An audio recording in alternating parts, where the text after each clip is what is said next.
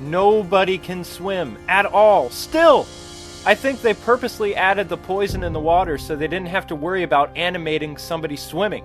That's just lazy in my book. As much fun as the clock tower is, the jumping is a little broken in this part of the stage, especially when you're trying to get from point A to point B using platforming. You always seem to fall to your death, or you overcompensate for how far you have to jump, and you fall every single time. I just don't... It really tugged at everything I was. This is the only part of the game that I could think of that it was just horrendous. And I died, I counted 8 times alone here. I mean, okay, this was a little mistake here, but most of the time, it's all the jumping. You overshoot the platform every single time. Or you slide off the gears and fall to your death. I mean, come on! It's only this point here. Okay, there we go, grinder. And I turn into the werewolf for what reason? To die, that's why. It just, nothing, I overshoot it again. I mean, come on! What is wrong with it? It's just ridiculous. And on top of that, once you do get past that, everybody remembers in Castlevania 64 where on the castle center you have to get this bomb and you basically strap it to yourself and nobody can touch you. You can't jump at all. So then you're at this one point where you're stuck between these gears and you're almost to the point where you have to blow up the wall so you can fight the bull. And you think that you made it past the gears, you're home free, and then all of a sudden you just hit it and then boom, it's over. I lost it so many times, and that's why you don't see me in any other outfits other than that. Also, buying from demons is never a good idea, so try to stay away from it.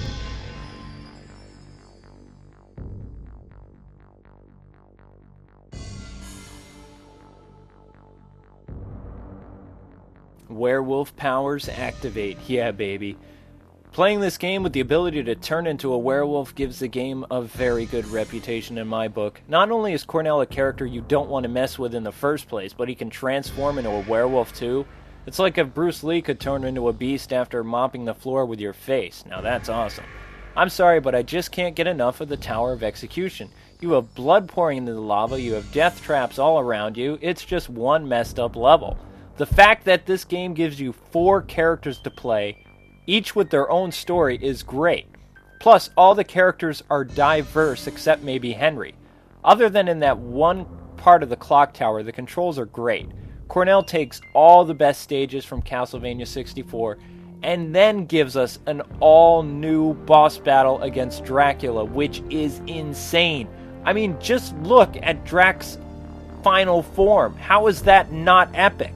Cornell has to beat that thing? Now that is hardcore Ultimate Dracula, unlike that cockroach thing that Reinhardt and Carrie fight. Plus, it's just insane what he can do. He throws all this crap at you: worms, lightning, snow, ice, fire, brimstone, you name it. He has the power to use it. I mean, that is just crazy. Plus, the entire Castlevania 64 quest is unlocked after beating Cornell and Henry's quest. Now that is pretty awesome, to say the least. How many games do you know of where you can play 2 separate games in one cartridge? Especially when this game was released. Sure, they had to remove the voice acting from the second quest, but it's still cool to have the game just itself.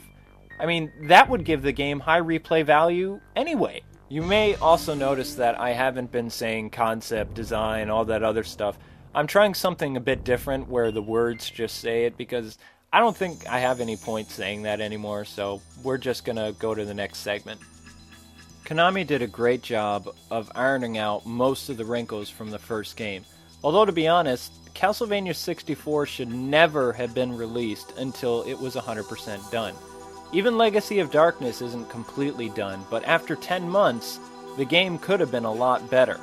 Sadly, Legacy of Darkness is underappreciated and very overlooked.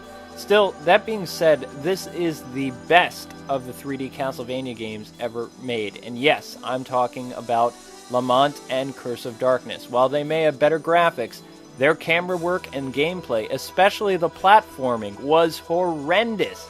Not only was the game not fun, but it was just annoying. Legacy of Darkness was a fun game because it did a great job of bringing Castlevania into the 3D realm. Still, I think it would be best for the next 3D Castlevania game that they polish up the camera and gameplay from Legacy and then add up the visuals to today's standards and keep the regular Castlevania music. They do this and we're looking at a great 3D game.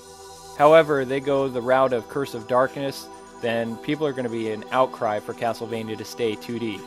It would be nice if next October Konami and Nintendo made this game release on the Wii Virtual Console and not Castlevania 64. It's time people learn to like this game. To wrap up, Legacy of Darkness is the best of the 3D series because of high replay value due to 4 characters, alternate costumes, great story, awesome boss fights, and unique music. I am more than happy to give this game what it deserves, which is a much higher score than all the other people have been giving it for so many years. My final score does not come from a fanboy's point of view. It doesn't even come from my view as a Castlevania fan. If you look at everything that this game had to offer and what the beta was and everything else, you can see that they tried to get this game as much as the original as possible. So that being said, I give this game a 9 out of 10. It's my favorite 3D Castlevania game. I wish they did more with it, but I mean, hopefully they'll put it back in the canon and they'll continue the series. Well, that definitely does it for me. This has been a crowning achievement for me. Not only is it the 85th review, but it is also the longest review that I've ever put together that took a very, very long time. So I hope you've all enjoyed it.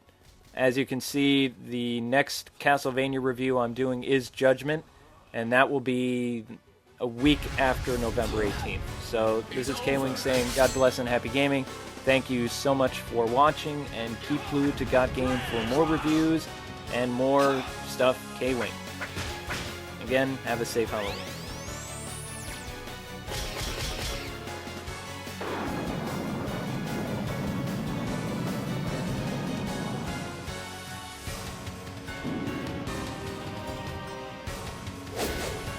I'm a Belmont.